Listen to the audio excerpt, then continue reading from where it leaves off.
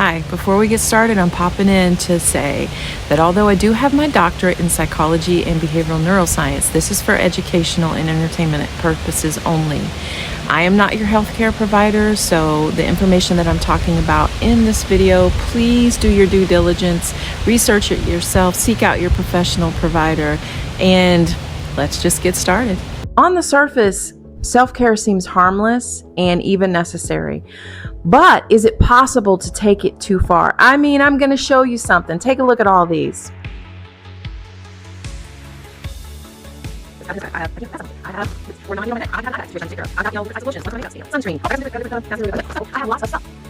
I'm looking at all these and realizing they're mine, and I just use them as part of my self-care practices. But now I'm wondering, wow, that seems like a lot. And I realized that it doesn't even include the rest of my self-care products.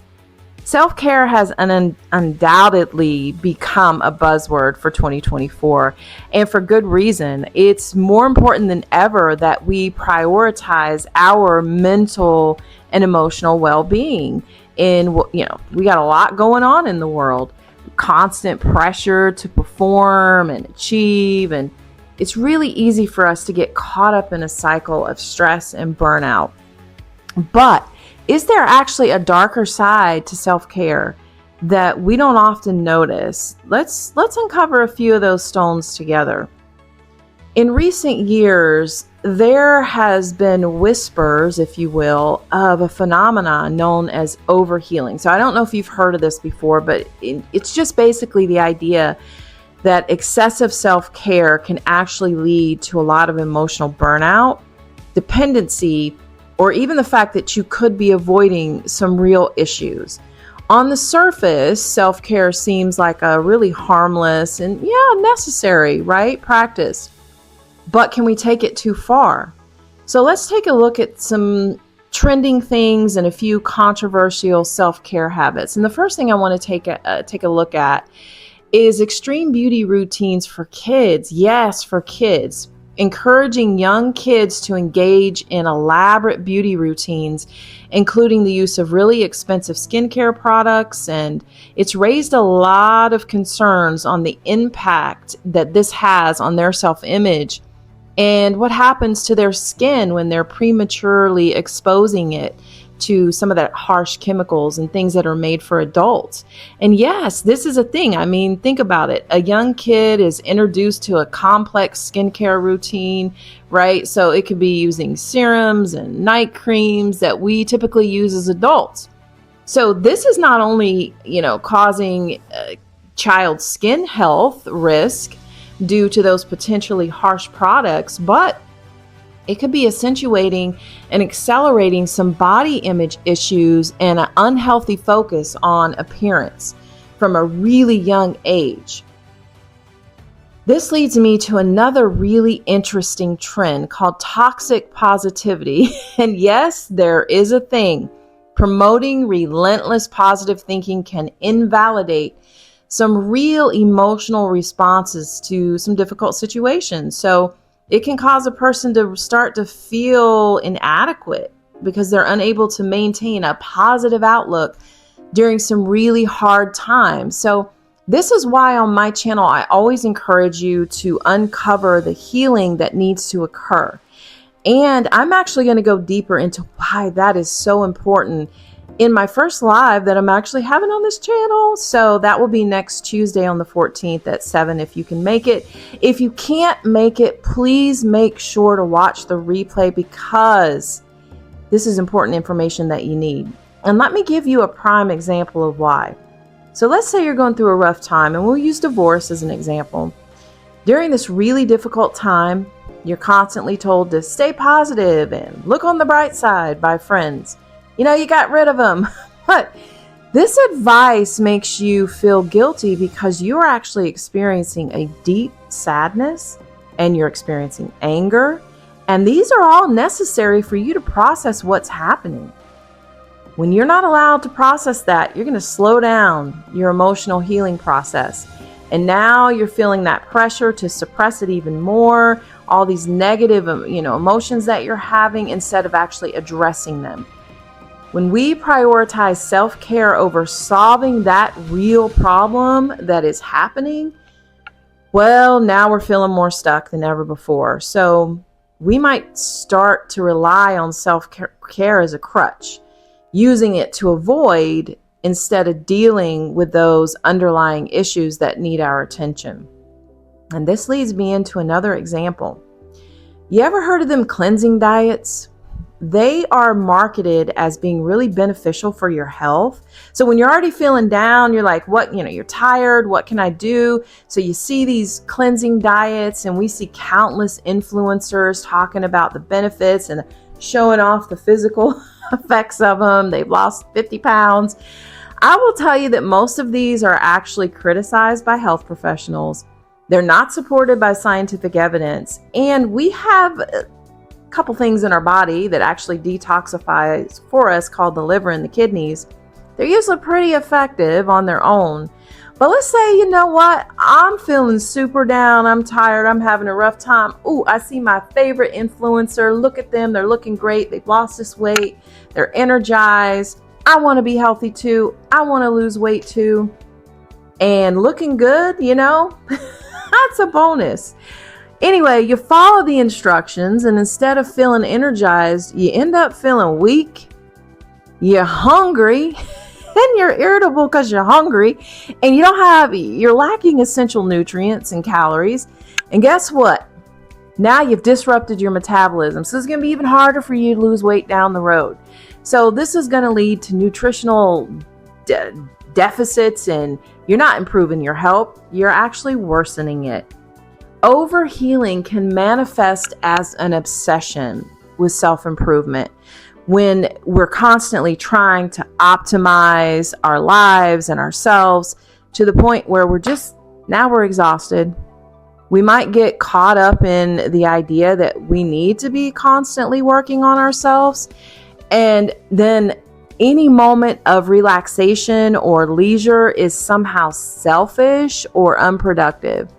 This can lead to a sense of guilt or shame when we're not actively doing something to improve ourselves, even when we're just trying to relax and we're just trying to take a break. And this leads us right into the next thing that I want to talk about, which is mislabeling normal emotional reactions as some sort of diagnosis. There's a concern that our normal fluctuations in emotions, and you have fluctuations in emotions, are being misinterpreted as some sort of psychiatric condition, something that needs tons of self-care, which can lead to over-medicalization and unnecessary anxiety and stress about our normal experiences. Now, I caution you, these are normal. Anything outside of that, yes, you need to seek care, professional care. If you've paid attention to my videos, there's really an underlying theme outside of looking at, transmutation of energy and positive and, the affirmations. Can you guess what it is? Go ahead. I'll wait. Okay. I won't keep you in suspense. It's actually that stress is normal and it's unavoidable. Even good stress is stress on the body. So good stress would be like, oh, I got a promotion at work. I got, just bought a house. Or, you could be experiencing sadness because you've lost a job or, something going on. And a person has advised you because it's been going on longer than a day that, you need to seek some, outside care. This situation can lead to unnecessary medicalization of our normal emotions, where natural sadness is treated as some sort of disorder rather than just a normal response to life's challenges. Now, if you've been suffering for quite some time, that's different. Please seek care. I'm just talking about the normal fluctuations of emotions that happened.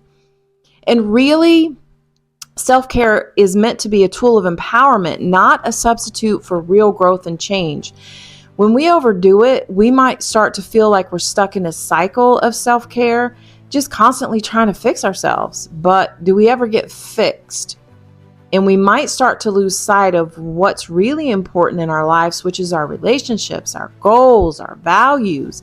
And the worst part of that is that you can feel incredibly isolated.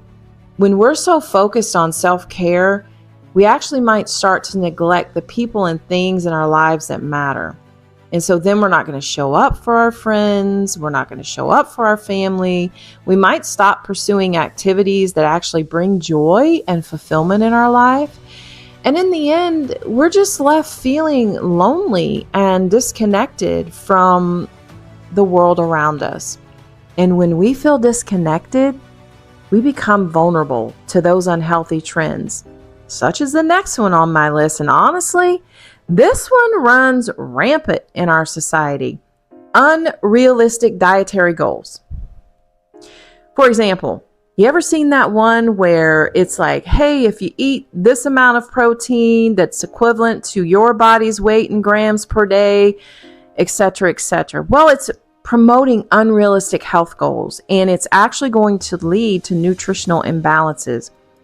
This trend is oversimplifying the nutritional needs, which vary greatly depending on your body. My body's different than your body. Your body's different than mine, and it's not one size fits all. And then what happens now? You're struggling to meet that high, protein intake. You're ignoring, your other nutritional needs because you got to get in all that protein, and now you're experiencing digestive discomfort and excessive financial strain because have you checked out the price of those protein supplements? And here we go. Now I'm stressed. And now that stress and anxiety loop is happening all over again. And really, if we take an even closer look at some of those self-care trends that might be contributing to overhealing, such as wellness activities, for instance, it has become a really major industry in recent years. You've got yoga retreats, you've got sound baths. There's no shortage of ways to spend money on our well-being. And while these activities can help, they can be beneficial, they can also become an obsession, leading us to prioritize self-care over important aspects in our lives. And let's not forget social media. Social media has played such a significant role in commercialization of self-care because we are constantly bombarded with ads and influencers and sponsored content. They're all telling us, look at this, you need this, you've been using the wrong thing, this is why you look the way you do, you feel the way you do. And it's easy for us to get caught up in that latest face mask or luxury candle. If you've heard of cortisol face, that's another thing they tell you to avoid. And what about the self-care Sundays? This is the idea that we set aside one day a week to do nothing but focus exclusively on self-care, whether that means the face mask, meditation, just lounging around our house. But what happens when self-care Sundays start to feel like an obligation rather than a choice? When we start to feel guilty for not doing enough self-care, or when we start to feel like we just need to justify our relaxation time to others. I will never forget the moment I realized I was guilty of overhealing myself. Yep. So it was around the time that I started this channel, and I was determined to help others. I just wanted to help. And as I dove deeper into all the benefits of self-care, I started to realize that I was using self-care as a way to avoid some of the issues I was having.